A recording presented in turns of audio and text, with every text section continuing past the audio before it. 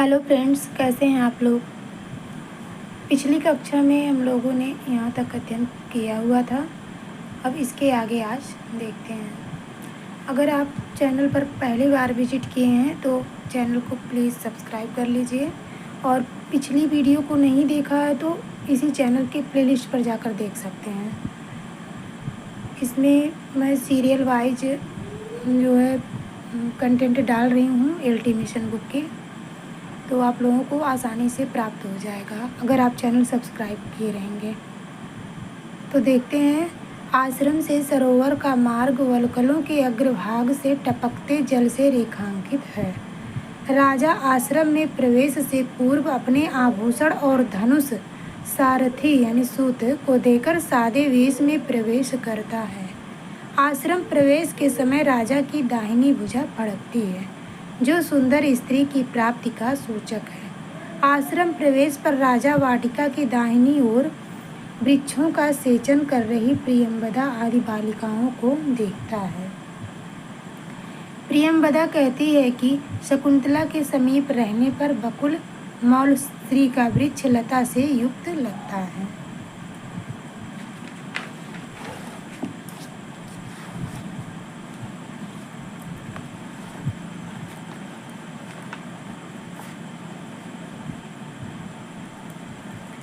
नवमालिका लता आम के वृक्ष से लिपटी है, जिसका वनज्योत्सना नाम शकुंतला ने रखा है। प्रियंवदा सप्तपर्ण वृक्ष की वेदी पर राजा को बैठने हेतु कहती है। अनुसुईया द्वारा परिचय पूछने पर राजा अपने को पूर्ववंशी राजा द्वारा नियुक्त धर्माधिकारी बताता है। बैठने को प्रियंवदा कहती है और कहाँ, सप्तपर्ण वृक्ष की वेदी पर। और परिचय राजा से अनुसुईया पूछती है तो राजा बताते हैं कि पूर्ववंशी राजा अपने को बताते हैं। पूर्ववंशी राजा द्वारा नियुक्त धर्माधिकारी बताते हैं राजा। शकुंतला के जन्म का वृतांत अनुसुईया राजा को बताती है। शकुंतला के जन्म का वृतांत अनुसुईया राजा को बताती है। कौशिक यानी विश्वामित्र गौतमी नदी के किनारे तपस्या कर रहे थे। प्रियंवदा दो वृक्षों के सेचन का ऋण बताकर शकुंतला को रोकती है। राजा अपनी अंगूठी देकर शकुंतला को ऋण मुक्त करना चाहता है।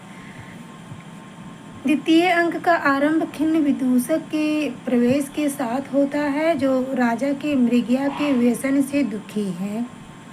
द्वितीय अंक में सेनापति और विदूषक मृगया शिकार के गुण दोष की चर्चा करते हैं। किस अंक में? द्वितीय अंक में।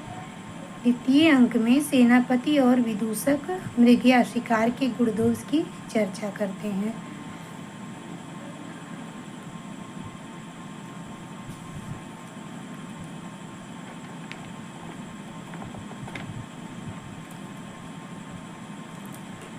दुष्यंत शकुंतला के प्रति अपने प्रेम को विदूषक से कहता है और कहीं यह अंतःपुर में न बता दे, इसलिए उस बात को हंसी में कही बात कहता है।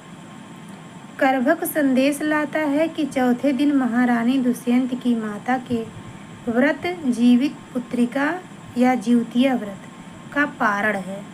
राजा अपने स्थान पर विदूषक को भेज देता है।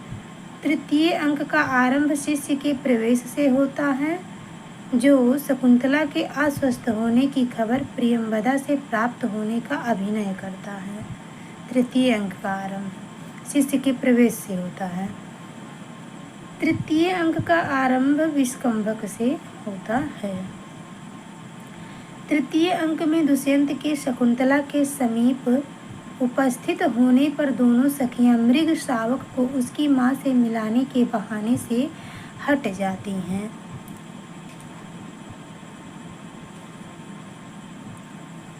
दुष्यंत तृतीय अंक में शकुंतला से गांधर्व विवाह करता है। तृतीय अंक में शकुंतला से गांधर्व विवाह करता है। यह विवाह केवल क्षत्रियों के लिए ही स्वीकृत था। गौतमी दोनों सखियों के साथ शकुंतला का स्वास्थ्य जानने आती है। चतुर्थ अंक का आरंभ पुष्प चुनती हुई दो सखियों प्रियंवदा अनसुईया के प्रवेश के साथ होता है। अनसुईया शकुंतला के भाग्य देवता के पूजन के लिए अधिक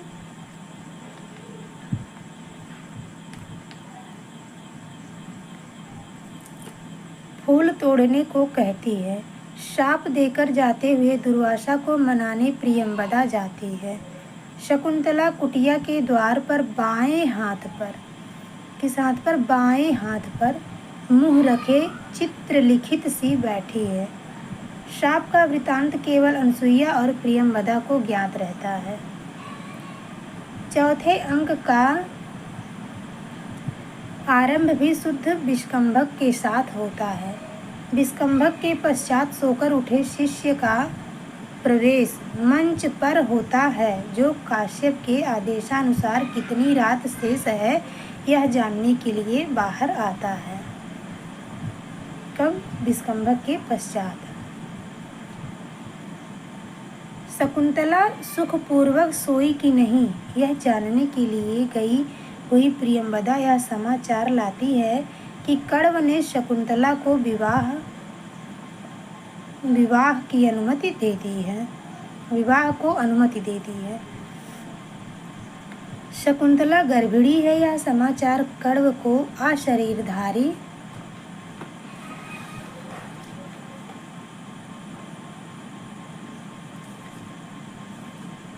छंदोमयी वाणी ने यज्ञशाला में प्रविष्ट होने पर दिया। इस घटना को प्रियंवदा अनसुईया से बताती है। अनसुईया शकुंतला की विदाई हेतु नारियल के डिब्बे में बकुल यानी मौलश्री की माला, केसर आदि आम की डाल पर लटका कर रखती है। अनसुईया शकुंतला की विदाई के अवसर पर गोरोचन, तीर्थों की मिट्टी, दूब के अग्रभाग आदि वस्तुएं इकट्ठा करती है। कौन? अनसुईया शकुंतला की विदाई के अवसर पर गोरोचन, तीर्थों की मिट्टी, दूब के अग्रभाग आदि वस्तुएं इकट्ठा करती है। स्वस्ति वाचन के समय 3 तापसियां शकुंतला को आशीर्वाद देती हैं। ये बहुत इम्पोर्टेंट है। पहले तापसी महादेवी शब्द प्राप्त करने, दूसरी ने क्या कहा? वीर पुत्र को प्राप्त करने का, और तीसरी पति से अधिक सम्मान प्राप्त करने का आशीर्वाद देती है। 2 ऋषि कुमार जिनके नाम नारद व गौतम हैं, वे वृक्षों द्वारा प्रदत्त वस्त्र, आभूषण आदि शकुंतला के लिए लाते हैं। कौन कौन? नारद व गौतम।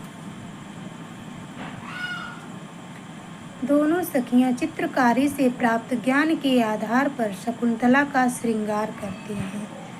उनको मतलब चित्रकारी से प्राप्त ज्ञान के आधार पर शकुंतला का श्रृंगार करती हैं। पूरे नाटक में महर्षि कण्व केवल चौथे अंक में दिखाई पड़ते हैं। वे स्नान के उपरांत यास्यत्यद्य शकुंतलेति हृदय में ऐसे करके श्लोक है, श्लोक के साथ मंच पर प्रविष्ट होते हैं। चतुर्थ अंक के 22 श्लोकों में 14 श्लोक महर्षि कण्व ने कहे हैं। 22 श्लोकों में 14 श्लोक महर्षि कण्व ने कहे हैं। चौथे अंक के प्रसिद्ध 4 श्लोक भी महर्षि कण्व द्वारा कहे गए हैं। 22 श्लोकों में 14 श्लोक महर्षि कण्व ने तो कहे ही हैं, और इसमें जो प्रसिद्ध 4 श्लोक भी हैं, मतलब इन्हीं 14 श्लोकों में महर्षि कण्व के द्वारा कहे गए हैं।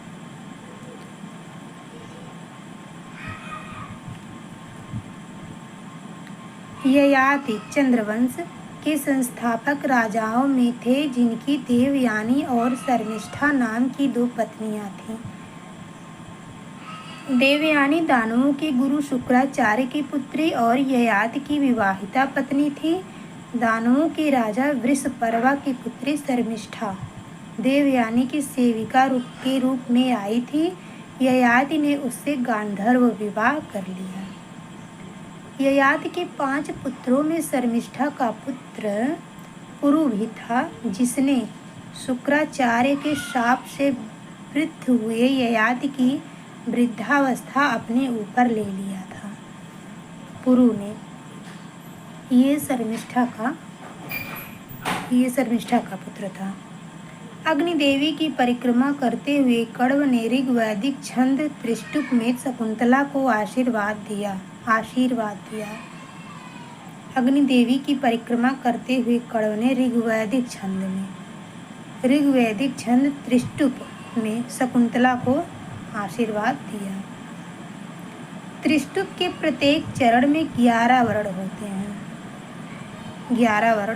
हैं। 4 या 5 वर्ण पर यति होती है।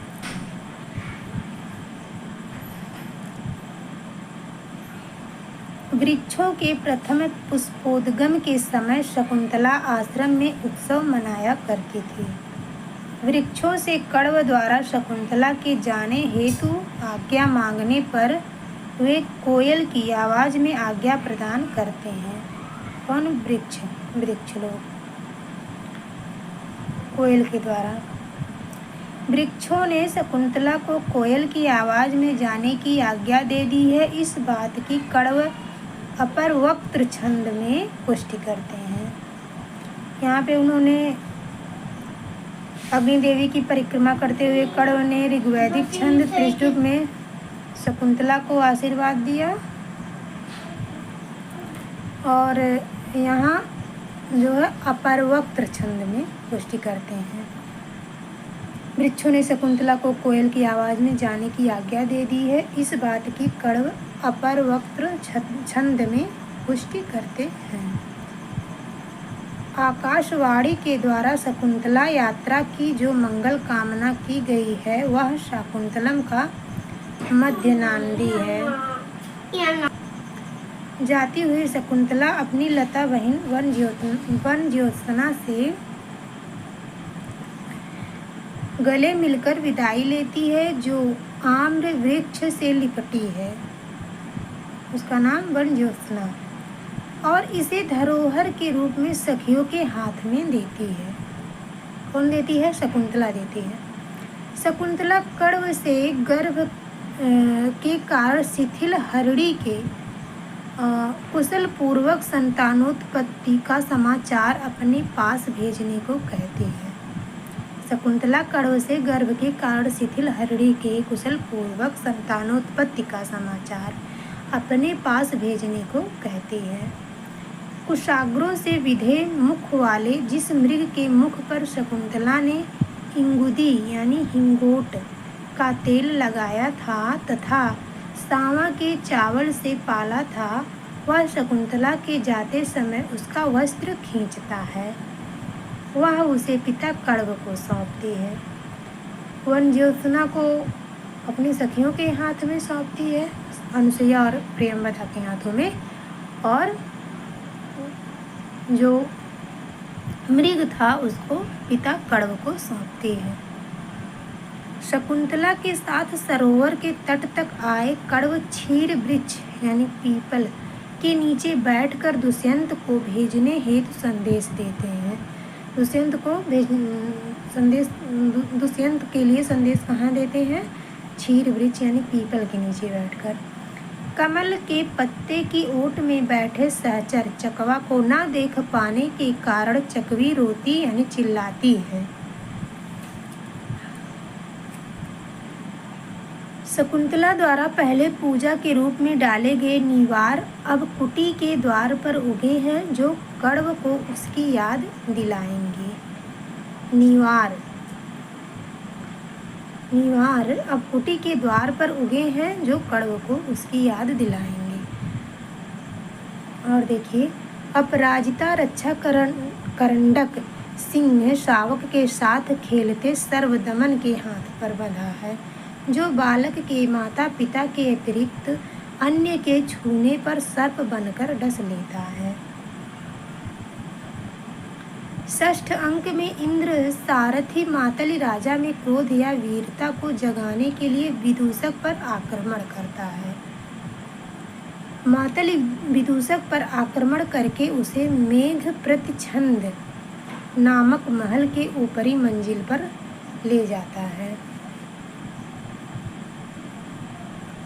राजा उस पर आक्रमण हेतु यवनी नामक परिचारिका से धनुष मांगता है।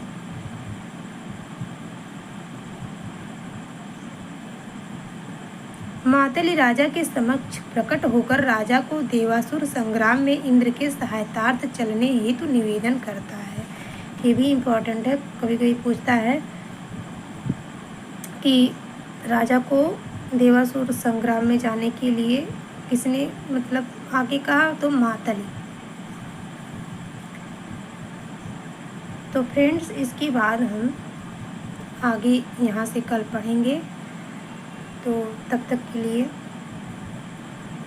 अगर आप चैनल पर नए हैं तो चैनल सब्सक्राइब कर लीजिए, और अगर थोड़ा सा भी आपको फ़ायदा मिले इससे तो प्लीज़ एक लाइक भी कर दिया कीजिए, और कमेंट में भी बताइए कि वीडियो कैसी लगी। तो फिर मिलते हैं अगले वीडियो में। नमः संस्कृताय।